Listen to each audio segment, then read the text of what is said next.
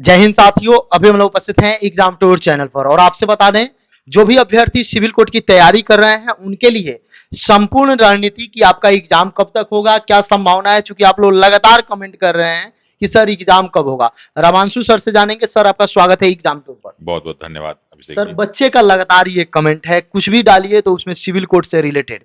और सबसे बड़ा कमेंट ये आता है कि पहले फॉर्म हम लोग भरे, लेकिन असिस्टेंट का एग्जाम भी हो गया, कुछ दिन बाद रिजल्ट भी जारी कर दिया जाएगा 20 से 25 दिन में, लेकिन उन लोगों का क्या कब एग्जाम होगा, कोई संभावना सर? हाँ, बिल्कुल सिविल कोर्ट की एग्ज़ाम हो देखिए सिविल कोर्ट और हाई कोर्ट तो दोनों अलग-अलग चीज़ें हैं जी ना।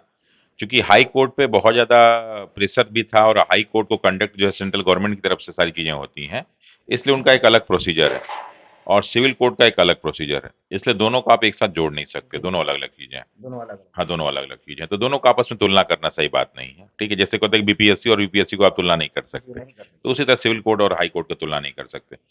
अब फिर प्रश्न भी यदि संभावना देखा जाए तो हाँ, होगा लेकिन तो फिर होगा। प्रश्न ये सही है कि सर हाई कोर्ट का बाद में वैकेंसी निकला, एग्ज़ाम पहले हो गया, सिविल कोर्ट का एग्ज़ाम कब तक होगा? देखिए, सिविल कोर्ट और हाई कोर्ट में एक प्रॉब्लम मेन क्या था ना कि हाई कोर्ट में बच्चे कम फॉर्म भरे थे। हाई कोर्ट में एक ही एग्ज़ाम था, असिस्टेंट सेक्शन ऑफिसर का एएसओ का, जबकि सिविल कोर्ट में 4 प्रकार के एग्ज़ाम हैं। चूँकि इनका कोई प्रोसीजर था नहीं पिछले बार और इस बार सब बहुत सारी चीज़ें मतलब उन्होंने ऐसे अटेंडम जैसे क्या नाम है, प्यून के लिए उन्होंने ऐसे ले लिया, इंटरव्यू ले लिया। तो उसमें बहुत सारी चीज़ें और लोग धांधली का आरोप और बहुत सारी चीज़ों का आरोप भी लगाया था। तो इस बार एग्ज़ाम को सही कराने के लिए लोगों का सोचना है कि अच्छे ढंग से एग्ज़ाम कराएँ, तो उसके लिए ज़रूरी है कि प्रॉपर प्रोसीजर सही ढंग से होना चाहिए। लेकिन ये रास्ते में बहुत सारे एग्ज़ाम पढ़ने की वजह से वो चीज़ें आगे बढ़ गईं। तो मुझे लगता है कि मई और में कन्फर्म डेट आ जानी चाहिए कि डेट कब होगा और चूँकि इतने सारे लड़के फॉर्म भरे हैं, तो ये तो आना ही चाहिए। तो हमें लगता है कि आप लोग जून मान के चलिए, जून या जुलाई, क्योंकि अगर जून-जुलाई में नहीं हो पाएगा तो इनके लिए बहुत बड़ी समस्या भी हो जाएगी। तो ये कोशिश करेंगे कि जून में या जुलाई के फर्स्ट वीक में एग्ज़ाम कंडक्ट कराएँ। मई में तो संभावना थोड़ा-सा कम ही लग रहा है अभी। सर एक प्रश्न बहुत सारे अभ्यर्थी के मन में है। बहुत सारे अभ्यर्थी ऐसे हैं जो हाई कोर्ट असिस्टेंट भी एग्जाम दिए और सिविल कोर्ट भी एग्जाम दिए। जिन अभ्यर्थी का एग्जाम अच्छा गया वो तो मेंस में लग गए, लेकिन जिनका एग्जाम नहीं सही गया कुछ कारणों से, कुछ अंकों से यदि पिछड़ते हैं तो वो क्या करें सिविल कोर्ट के लिए? देखिए, इसमें मेन क्या है कि जो लड़के तैयारी कर रहे थे हाई कोर्ट, सिविल कोर्ट का तो लगभग-लगभग एग्ज़ाम का सिलेबस सेम था। थोड़ा बहुत डिफरेंस था उसमें। तो आपकी तैयारी तो अच्छी चल ही रही है। 2-4 नंबर से पीछे रह गए तो इसमें घबराने की ज़रूरत तो है नहीं। अगर आपकी तैयारी अच्छी चल रही है तो एक ना दिन आपको तो नौकरी मिलनी ही है। हाई कोर्ट नहीं, सिविल कोर्ट नहीं, कोई और कोई और नहीं कोई और। लेकिन अपनी तैयारी में कमियों को ढूँढ लीजिए कि कहाँ काम से गलती हुई। अब आपने मैथ पढ़ा, आपने इंग्लिश पढ़ा, आपने रीजनिंग पढ़ा, आपने हिंदी पढ़ा, आपने जीके, जीएस पढ़ा। तो जो आपका सिविल कोर्ट है उसमें जो प्री का एग्ज़ाम होने वाला है, प्री का जो एग्ज़ाम होगा, उसमें जनरल स्टडीज़ से 25 क्वेश्चन आने हैं, मैथ से 25 क्वेश्चन आने हैं, हिंदी से 25 आने हैं और इंग्लिश से आने हैं, रीजनिंग नहीं आना है, कंप्यूटर नहीं आना है। कंप्यूटर का हो सकता है जीएस में ये 2-4 क्वेश्चन वो डाल दें।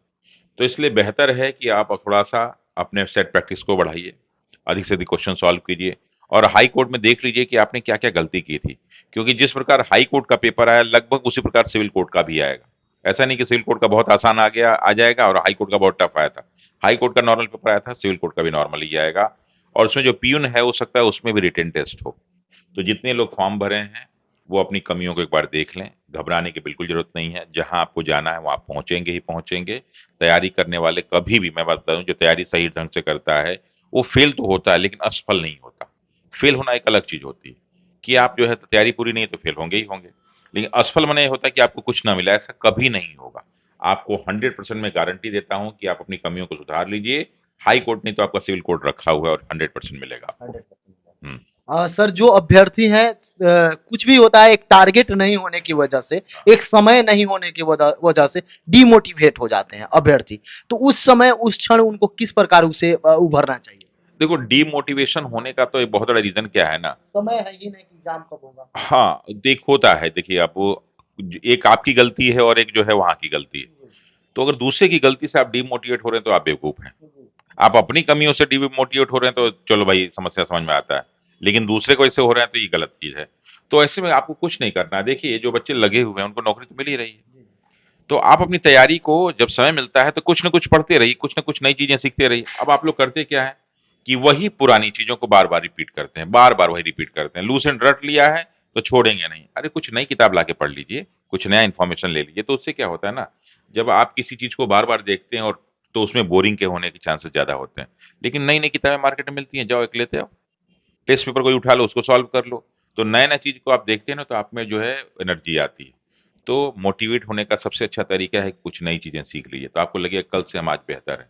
तो आपको मोटिवेशन अपने आप मिल जाएगा और आपका ये जो है होपलेसनेस खत्म हो जाएगी। सर सेट प्रैक्टिस यदि करना है तो किन-किन बातों का ध्यान रखना चाहिए? देखिए सेट प्रैक्टिस में क्या होता है ना, सेट प्रैक्टिस का उद्देश्य ये नहीं होता है कि हम क्वेश्चन को रट लें। जी।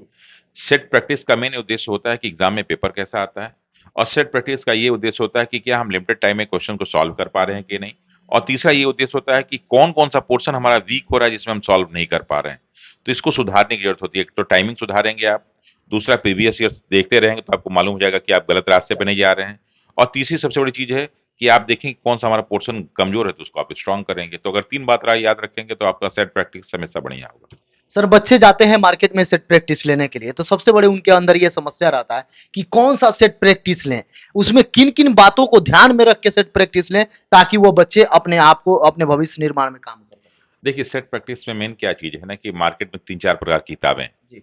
जो कुछ पॉपुलर जो है पब्लिकेशन है, जो बहुत पहले से बहुत सारी चीज़ों को जो है देते रहे हैं, चाहे रेलवे का एग्ज़ाम हो, दरोगा का एग्ज़ाम हो, बीपीएससी का एग्ज़ाम हो, तो मार्केट में सारे बच्चे उनसे परिचित हैं।